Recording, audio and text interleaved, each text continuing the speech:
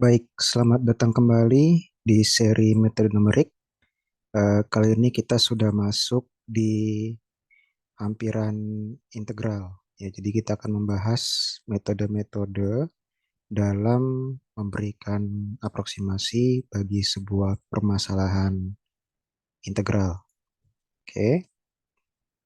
Nah, yang perlu kita ketahui di sini adalah definisi mengenai integral suatu fungsi itu adalah ketika kita bisa memberikan gambaran di dalam koordinat kartesius untuk kurva fx-nya seperti ini kira-kira ya. Dan di sini akan dibatasi oleh nilai x yang akan sama dengan a dan nilai x yang sama dengan b ya. Ini akan nantinya disebut sebagai batas bawah dan ini akan disebut sebagai batas atas ya. Yang mau kita cari di sini adalah luas area yang berwarna merah ini atau yang dinotasikan sebagai R besar di situ ya. Yang kita cari adalah luas dari R-nya ya. Luas dari R itu nanti adalah bentuk integral fx dengan batas bawahnya adalah A dan batas atasnya adalah B. Oke. Nah, satu metode di mana kita bisa memberikan aproksimasi bagi luas area R tadi itu menggunakan integral Riemann ya. Integral Riemann ini disebut juga sebagai metode persegi panjang. Caranya adalah kita akan menggambarkan persegi panjang di mana luasnya itu mendekati luas area R ya. Jadi persegi panjang ya sekiranya bisa menghampiri area R tadi lah untuk luasnya. Hmm.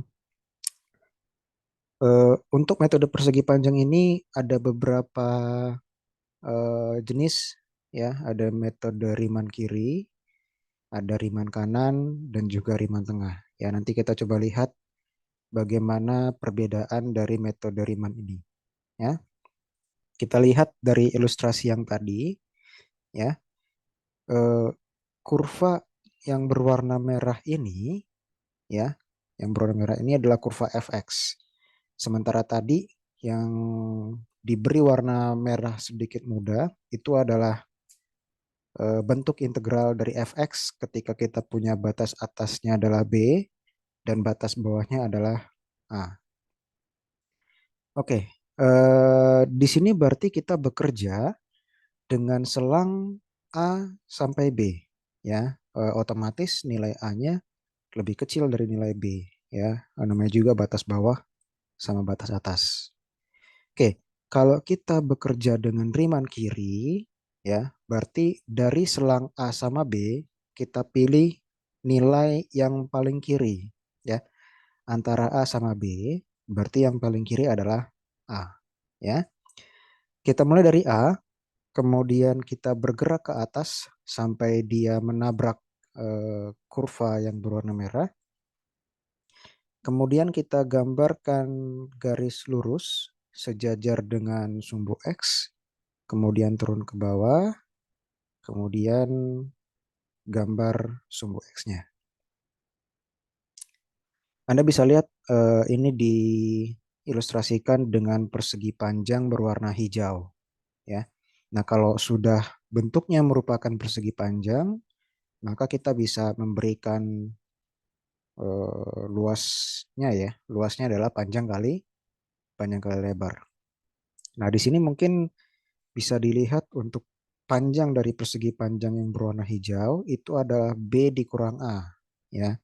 Contoh, kalau misalnya A-nya bernilai 1, B-nya bernilai 3, berarti panjangnya sebesar 2 berarti ya, karena 3 dikurang 1. Seperti itu. Nah, untuk yang Riemann kanan, berarti analoginya adalah kita mengambil nilai yang paling kanan antara A sama B. Ya berarti kita mulai dari B ya. B, kita mulai menggambarkan ke atas, ya, nabrak di titik ini pada kurva yang berwarna merah. Kemudian kita ke kiri, ya. Kemudian kita ke bawah dan kemudian kita menggambarkan sumbu X-nya, ya. Jadi untuk riman kanan itu digambarkan dengan persegi panjang berwarna biru, ya. Kalau berwarna biru berarti panjangnya sama, B min A sama seperti riman kiri tadi. Kemudian untuk lebarnya adalah eh, ya, oh sorry, yang kiri tadi lebarnya ada FA, ya. Di sini FA lebarnya, di sini FB. Nah, kemudian untuk yang riman tengah berarti analoginya adalah kita mengambil titik tengah antara eh, A sama B. Ya, titik tengahnya adalah A plus B dibagi 2. Contoh kalau misalnya A-nya 1, B-nya 3, berarti titiknya adalah 1 ditambah 3 dibagi 2. Ya, sama dengan 2 di situ. Nah, kita lihat pertemuan titik tengahnya terhadap kurva yang berwarna merah, kira-kira di sini. Kemudian kita gambarkan garis yang sejajar terhadap sumbu X, ya baru kita turun ke bawah masing-masing. Jadi persegi panjang yang berwarna kuning ini adalah riman riman tengah, ya. Nah, sumarinya adalah ringkasannya adalah kalau misalnya saya punya integral A sampai B fx dx, maka riman kiri akan bernilai FA dikalikan B min A. Riman kanan FB dikalikan B min A. Riman tengah FA plus B dibagi 2 dikalikan B min A. Ya. Tetapi ke semua fungsi ini akan ditambahkan dengan atau disematkan dengan nilai mutlak untuk mengantisipasi bahwa nanti pada saat penghitungan fungsi f-nya itu dia bernilai negatif. Ya, karena tidak mungkin ya kalau misalnya sebuah luas itu bernilai bernilai negatif seperti itu. Oke. Nah, kita coba ke contohnya, ya. Di sini kita punya contoh untuk mengintegralkan 2 sampai 4, ya, batas bawahnya 2, batas atasnya 4 untuk fungsi x kuadrat plus 1 dx, ya. Di sini berarti a-nya sama dengan 2, b-nya sama dengan 4, fx-nya adalah x kuadrat ditambah 1. Nah, untuk riman kirinya, berarti kita gunakan yang paling kiri antara 2 sama 4. Ya, berarti F2. F2 sama dengan 2 kuadrat ditambah 1 sama dengan 5. Sementara B min A-nya akan sama dengan 2. Jadi sama dengan 10. Nah, untuk kanannya berarti F4, ya. 4 kuadrat ditambah 1, 17. B min A-nya tetap 2. Berarti 17 kali 2 sama dengan 34. Sementara untuk riman tengahnya, berarti FA plus B dibagi 2. Ya, berarti A plus B dibagi 2 sama dengan 3. 3 kuadrat ditambah 1 sama dengan 10. B min A-nya sama dengan 2. Sama dengan 20. Nah, kalau kita ingin menghitung secara eksak, ini hasilnya adalah 62/3. Ya. Nah, kalau kita bandingkan antara riman kiri, kanan, dan tengah, jadi kira-kira estimasi mana yang paling dekat? Kiri, kanan, atau tengah? Ya, yang dekat terhadap nilai eksak. Anda bisa lihat bahwa yang paling dekat adalah 20, ya. Jadi riman tengah yang paling dekat estimasinya. Nah, tetapi di sini Anda tidak bisa menyimpulkan bahwa riman tengah akan selalu memberikan estimasi yang paling dekat atau akurasinya yang paling baik. Ya, karena ini tergantung lagi dengan bentuk fungsi yang diberikan itu seperti apa. Baik, kita akan lanjutkan dengan pembagian subselang, ya. Bahwa di sini untuk mendapatkan akurasi yang lebih baik, ya, dalam penghitungan atau pemberian hampiran integral, kita bisa membagi selangnya menjadi beberapa subselang, ya, yang nantinya setiap subselang ini akan digambarkan persegi panjang, ya. Persegi panjangnya juga yang sesuai. Entah dia persegi panjang melalui riman kiri, riman kanan, atau riman tengah. Oke. Dan di sini melibatkan titik-titik, ya, hasil dari pembagian subselangnya. X0, X1, X2, X3, X4, X5, dan X6, ya. Pembagian titik ini berdasarkan jumlah dari subselangnya. Saya berikan contoh. Di sini pembagian subselangnya ada sebesar 6, ya. Subselang pertama, subselang kedua, subselang ketiga, 4, 5, dan 6. Artinya, titik yang dimiliki di sini adalah dimulai dari X0, diakhiri dengan X6. Berarti 6 ini disesuaikan dengan jumlah subselang yang kita punya. Ya. Nah, kemudian dari masing-masing persegi panjang yang sudah digambarkan, kemudian nanti akan ditotalkan, ya. Itu yang nantinya akan menjadi hampiran bagi integral fx-nya, seperti itu. Nah, untuk mempermudah komputasi, pembagian subselang ini akan dibuat sedemikian sehingga lebar subselangnya, ya, masing-masing dari lebar subselang tadi itu sama semua. Oke, jadi permasalahannya adalah kalau kita punya atau diberikan informasi banyaknya subselang yang diinginkan sebesar n, nah kira-kira berapa nilai H, gitu ya. Nah, di sini jawabannya adalah nilai H bergantung dengan batas atas dan batas bawahnya, ya. Ini saya menulisnya kebalik, ya. Harusnya B min A, ya. B dikurangi dengan A, ini akan dibagi dengan N, seperti itu. Nah, kemudian bagaimana besar dari titik X0, X1 dan sampai dengan Xn tadi, ya.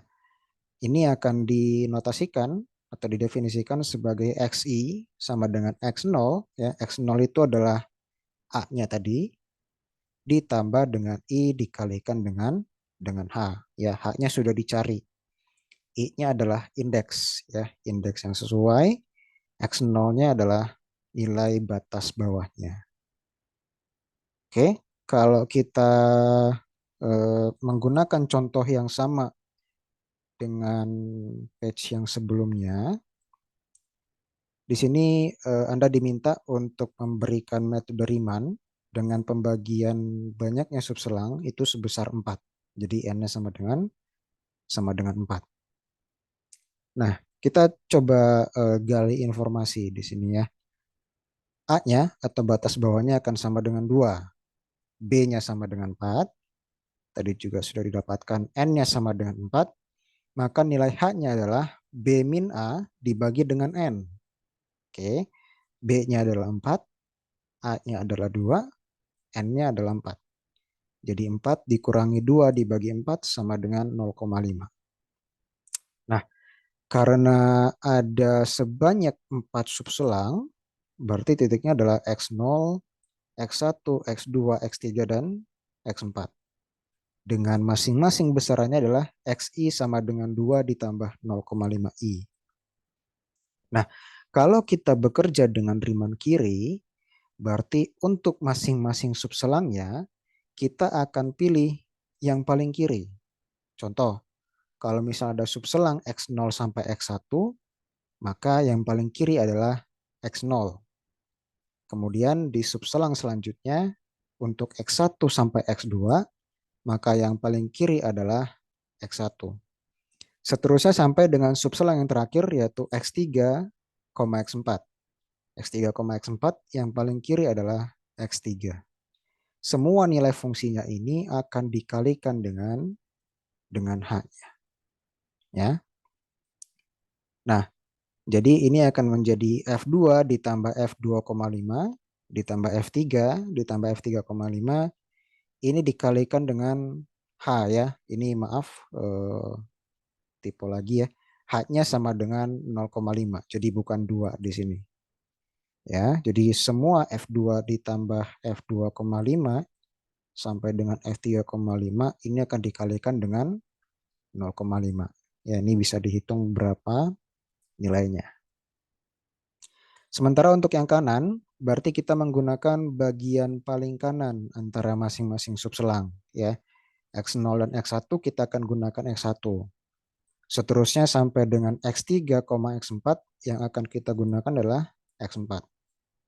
Oke, ini akan menjadi F2,5 ditambah F3 sampai dengan F4. Ini dikalikan dengan H-nya itu adalah 0,5. Ya, jadi bukan 2. Ini tipe lagi. Ya. Jadi kira-kira berapa hasilnya?